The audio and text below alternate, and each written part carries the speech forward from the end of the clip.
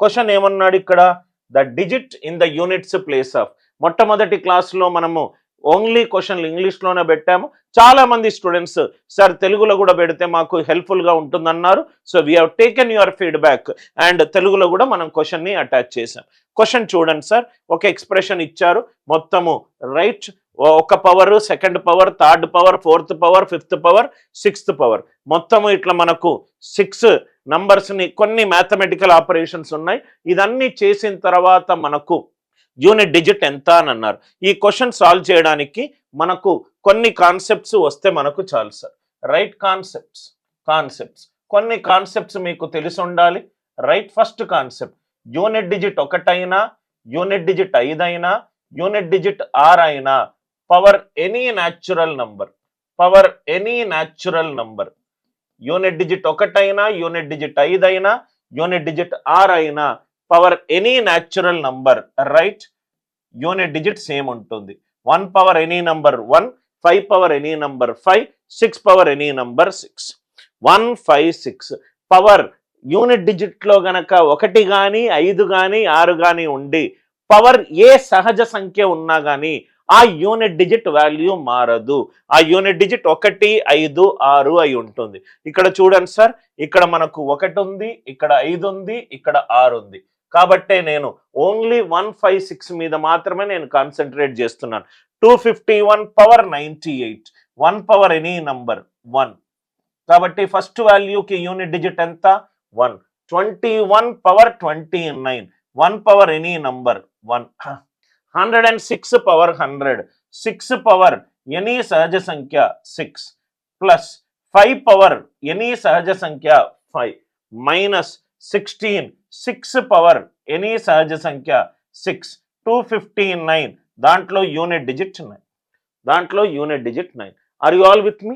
1 power ఏదైనా సహజ సంఖ్య 1, 5 పవర్ ఏదైనా సహజ సంఖ్య 5, 6 పవర్ ఏదైనా సహజ సంఖ్య 6. 1, 5, 6. నా ఇక్కడ చూడండి సార్, ఇది ఎంత అయింది?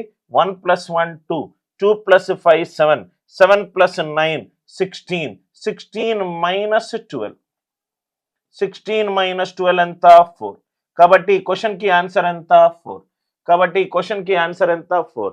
సో ఫస్ట్ క్వశ్చన్కి ఆన్సర్ ఎంత? 4. ఇక్కడ మీరు తెలుసుకోవాల్సిన కాన్సెప్ట్ ఏంటంటే 1, 5, 6 గనక ఒక సంఖ్యలో యూనిట్ డిజిట్ అయి ఉంటే పవర్ ఏదైనా సహజ సంఖ్య తీసుకుంటే ఆన్సర్ యూనిట్ డిజిట్ 1, 5, 6 వస్తుంది. 1, 5, 6 వస్తుంది. ఆర్ యు ఆల్ విత్ మీ? అందరికీ కాన్సెప్ట్ క్లియర్ అయింది కదా సార్? ఇది క్వశ్చన్ చూడంగానే మనము 5 ఆప్షన్ని ఎలిమినేట్ చేయొచ్చు.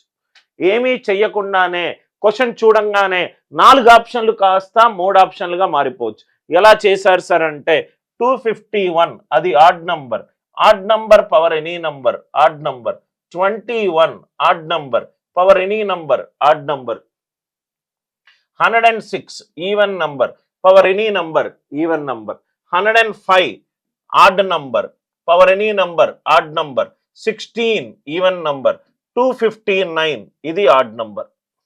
ఆడ్ ప్లస్ ఆడ్ ఎంత? ఈవెన్. ఈవెన్ మైనస్ ఈవెన్ ఎంత? ఈవెన్. ఆడ్ ప్లస్ ఆడ్ ఎంత? ఈవెన్. ఈవెన్ మైనస్ ఈవెన్ ఎంత? ఈవెన్. ఈవెన్ ప్లస్ ఈవెన్ ఎంత? ఈవెన్. ఆన్సర్ అనేది ఈవెన్ నంబర్, సరి సంఖ్య అయి ఉండాలి. ఒక సంఖ్య సరి సంఖ్య ఎప్పుడవుతుంది? యూనిట్ అంకె సరి అంకె అయినప్పుడు. 251 పవర్ 98, 251 అనేది బేసి సంఖ్య, 21 అనేది బేసి సంఖ్య, 106 అనేది సరి సంఖ్య, 705 అనేది బేసి సంఖ్య, 16 అనేది సరి సంఖ్య, 259 అనేది బేసి సంఖ్య. బేసి ప్లస్ బేసి సరి, సరి మైనస్ సరి సరి, సరి ప్లస్ బేసి బేసి, బేసి మైనస్ సరి బేసి, బేసి ప్లస్ బేసి, బేసి సంఖ్య ప్లస్ బేసి సంఖ్య ఏమవుతుంది? సరి సంఖ్య. ఆన్సర్ సరి సంఖ్య ఉండాలి. ఒక సంఖ్యను సరి సంఖ్య అని ఎప్పుడు చెప్తాము? యూనిట్ అంకె సరి అంకె అయినప్పుడు. అందుకే ఆప్షన్ నంబర్ 2 పోయింది. ఎస్పెషల్లీ యూనిట్ డిజిట్ చేసేటప్పుడు కానీ లాస్ట్ 2 డిజిట్స్ చేసేటప్పుడు కానీ ఈ 2 మైండ్లో పెట్టుకోండి. I hope the idea it is clear.